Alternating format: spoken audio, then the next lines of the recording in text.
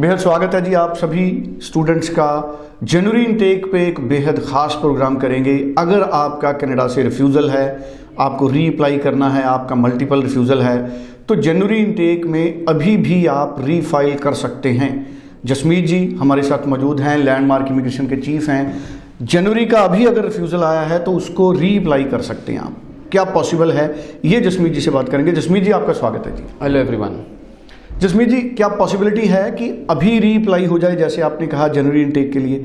So students देखो, जो experience रहा है पिछले एक साल का वो ये कहता है कि जब हम फ्रेश एप्लीकेशन पुट करते थे तो उसके ऊपर 75 टू 90 डेज़ लगते थे, अब उसके ऊपर 60 टू 75 डेज़ लग रहे हैं।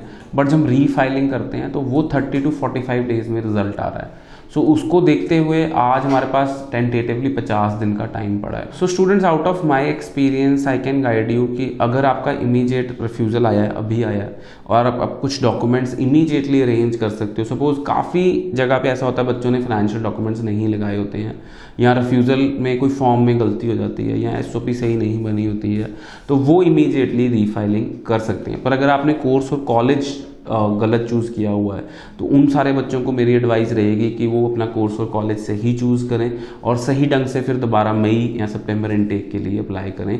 इमीडिएटली कहें तो वही बच्चे रीफाइलिंग कर सकते हैं जिनका कोर्स और कॉलेज सही है। जसमीत जी जैसे आप कह रहे हो कि प्रोसेसिंग टाइम काफ़ी ज़्यादा कम है, 30-40 डेज़ में भी रिजल्ट्स आ रहे हैं रीफाइलिंग केसेस में, तो आपका सक्सेस रेट मैंने देखा है पिछले दिनों में भी काफ़ी अच्छा आया रीफाइलिंग केसेस का।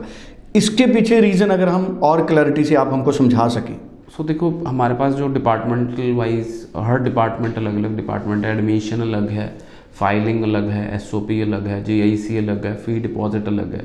सो उसके पीछे यही रीज़न है कि जो सारे डिपार्टमेंट्स हैं मेरे, वो सारे क्लाइंट्स को डिपार्टमेंट वाइज ही हेल्प करते हैं। सो वही रीज़न रहता है कि हम जब रिफ्यूज़ल आ जाती है, हमारे पर्सनल केसेस को भी रिफ्यूज़ल आ जाती है। मैं ये नहीं कहता कि मेरे पास सारे वीज़ा ही आते हैं, मेरे पर्सनल केसेस के भी जब रिफ्यूज़ल आ जाती है तो we work on that file कि क्या रीज़न था इसकी रिफ्यूज़ल आने का, और उसकी SOP पे दोबारा काम किया जाता है। जब हम उसके SOP पे दोबारा काम करते हैं तो उसका वीज़ा बहुत ज़्यादा चांसेस होते हैं कि उनका वीज़ा लग के आ जाता है। सो यही रीज़न रहता है कि हम कोशिश करते हैं। हाँ, अगर कोई उसकी फाइल में डॉक्यूमेंट मिसिंग है, सपोज बच्चे ने कहा था कि मैं बैंक स्टेटमेंट दे सकता हूँ, पर कई बार बच्चे लेज़ी हो जाते हैं कि रहने दो, बैंक स्टेटमेंट के बिना ही लगा दो, और फादर की ITR दे सकता हूँ पर ज़रूरत ही नहीं है, मेरे तो 8 बैंड है। सो कई बार अगर ऐसे बच्चे को भी रिफ्यूज़ल आ जाती है, then when he gets refusal, फिर वो सारे डॉक्यूमेंट्स इकट्ठे करके लाता है। सो जो अगर हमको लगता है कि कुछ एक्स्ट्रा डॉक्यूमेंट्स भी लग सकते हैं तो वो भी हम बच्चे को गाइड करते हैं कि ये डॉक्यूमेंट्स आप एक्स्ट्रा लगाएं, और वो फाइल फिर दोबारा सही ढंग से प्रिपेयर करके जब हम लगाते हैं तो रीफाइलिंग में बहुत अच्छा वीज़ा सक्सेस रेट मिलता है बच्चों को।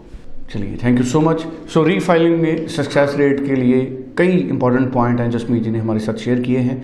9041390412 इस नंबर पे फ़ोन कीजिए, पर्सनली जसमीत जी से मिलिए, info@landmarkimmigration.com पे आप संपर्क करिए। देश में कई जगह लैंडमार्क इमिग्रेशन के ब्रांचेस है, आप पर्सनली विजिट कीजिए। Thank you so much Jasmeet ji. Thank you so much.